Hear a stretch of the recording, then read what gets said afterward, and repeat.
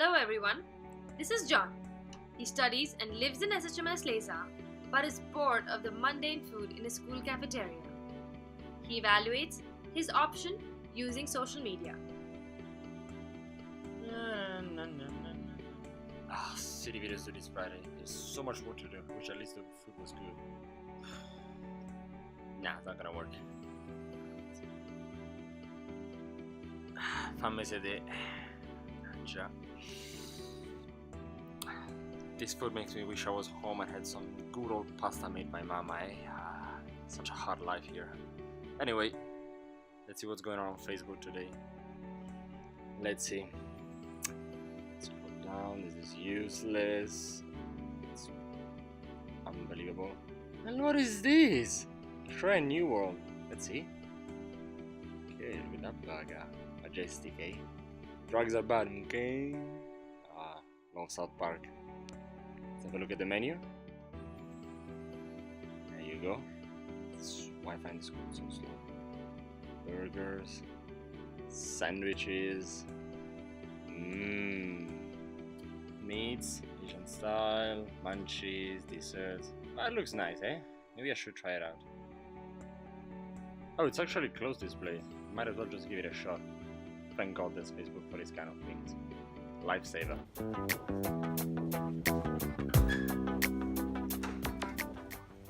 Hey Shreya. Hi John, how are you? I'm good, Shreya. How are you? Good, are you here for lunch? Yes, exactly. Come join me. Oh yes, I'd love to. Thank you.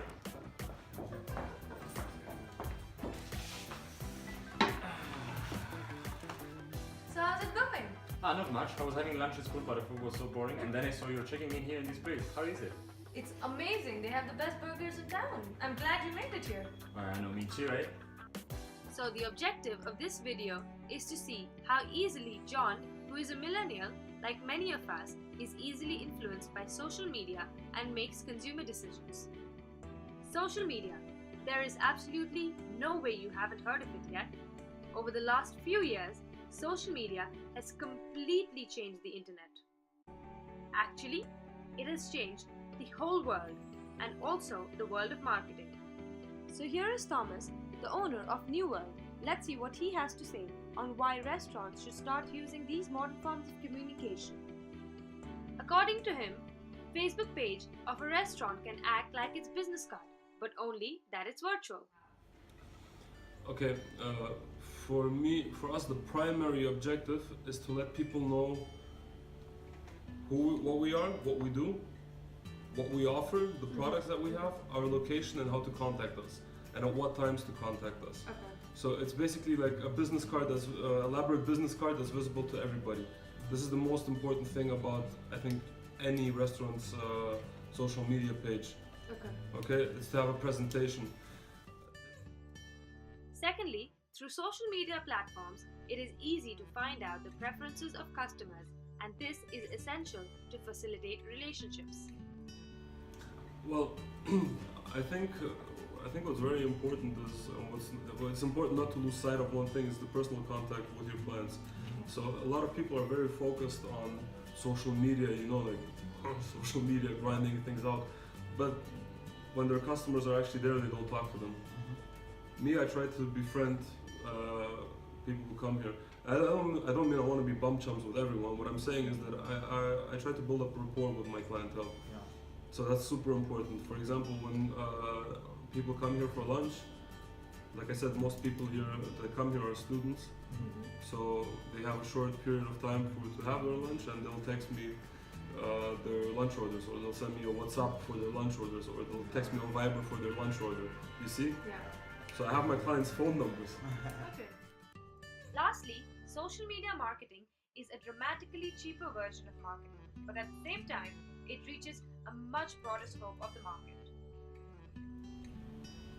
Yes, because, well, first of all, social media, because it's mostly free, is a huge burden lifted off of our shoulders, okay? So for example, I can make myself a website for free, right? So when 10, 15 years ago, you'd have to pay quite a bit of money to have the same sort of representation that you get with the social media platforms today. So, you know, first of all, so that's a cost-saving point. Yeah. Second of all, Facebook apps like the menu tab that we have, you know, things like this, and the ability to post pictures of new food or of events or birthdays or things like this, they give us the ability to show the customer exactly what we have. That means that somebody can already form an idea before they come here, like, do I want this or do I not want this? So it's also a good way of persuading customers to come and try your food. And using social media, do you incur any kind of cost? You said it's free, but is there any kind of cost that you maybe have to pay Facebook an amount or? 2 years ago, when we just opened up, we were promoting our page, so we're paying Facebook for the advertising. Okay. It wasn't much, it was, you put 20 francs, you take a credit card, you charge 20 francs, and it will send out the message to, say, 5,000 people in the area. Okay. However, for us, it didn't make as much of a difference because we're in a small place like Lausanne, okay, and most people, I think, know about this restaurant anyways. Yeah. You know what I mean? Yeah. So whether we advertise or not advertise, it's more dependent on the customer's mood for the food that they like today, rather than, okay, this is new, I don't know about this. But I can totally understand how this works in larger cities. For example, you advertise in New York, for sure you're going to yield results. Yeah. Lausanne, maybe not so much, just because the sample group is so small. How did it all start? According to Clay Shirky, the moment our generation is going through, the moment our historical generation is living through, is the largest increase in expressive capabilities in human history. Now that's a big claim, and we here are gonna try to back it up. There have been 4 periods in the last 500 years that have changed the face of social media as we know it today. First came the printing press, which made printing possible, and this turned the world upside down. A couple of 100 years ago, innovation in two-way communication began. The telephone came, and phone-based conversation was made possible. Then, about some 100 years ago, the harnessing of electromagnetic spectrum to send sounds and images through the air became a reality, resulting in radio and television. In the 20th century, all these types of media were creating a conversation, but were not good at creating groups.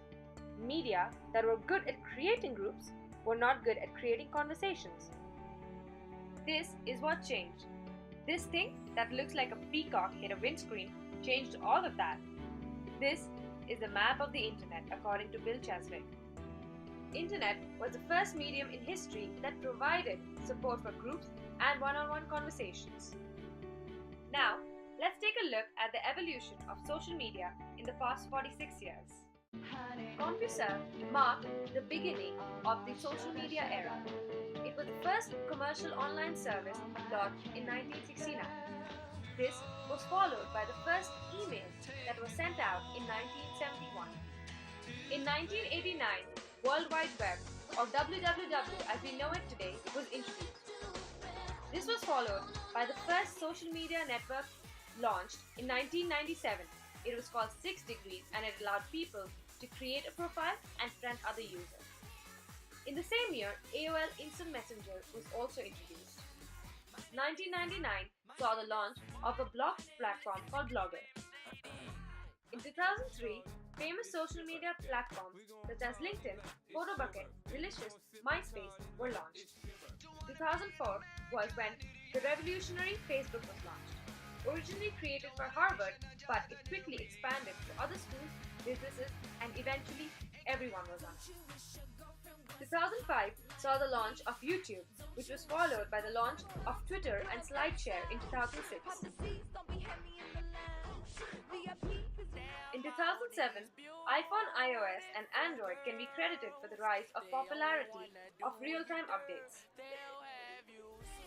In 2010, the favorite social media platforms Instagram and WhatsApp were launched. And finally, in 2011, social media became social business. It broke all demographic barriers, and 79 to 84% of all age demographics 15 years and above were participating in one or the other social media platforms.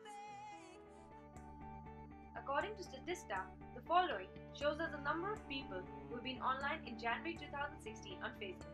If put into context, the number of online users on Facebook, which is 1.5 billion, is equivalent to the population of China, which is the largest country, and United States combined.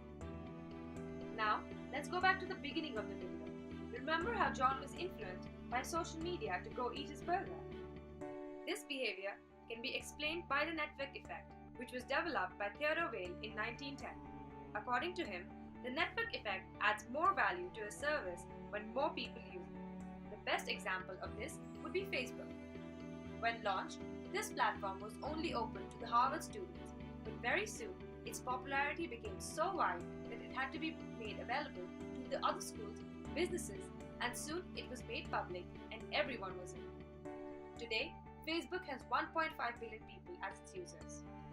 Applying this network effect to John's situation, we can see how John became aware of what a friend was up to through social media. This is how social media is influencing a billion of people. Man first landed on Moon in 1969, and that was also the year that marked the onset of this contemporary trend, social media. It was the start of something new which revolutionized the social behavior of mankind. Social media has been growing at a rapid rate. What started as a commercial online service called CompuServe is now a major business sector generating great revenues. Not only this, but it is also available at a minimal cost. Over the last 46 years, social media has also changed the buying behavior and decision making of mankind. Since social media is still developing, there are many adaptations that could be made. Firstly, although social media is available at such a minimum cost, it is important for entrepreneurs to remember that it can be time consuming because everything needs to be constantly updated. Secondly, social media results such as feedbacks on Facebook or TripAdvisor needs to be taken with a pinch of salt. Also, entrepreneurs must remember to differentiate between real and virtual world, ensuring real world remains most important. Customer contact and interaction must never be lost. Thirdly, to ensure the effectiveness of social media tools, entrepreneurs must research the target market and location and make posting decisions accordingly. Last but not least, to fully understand and get returns from using social media would be the fact that at any cost, entrepreneurs must and should closely watch the ongoing and upcoming trends and adapt their strategies accordingly. Social media in the last 46 years has already come such a long way, and it is continually growing at a rapid rate, which makes it almost impossible to predict what the future of social media holds.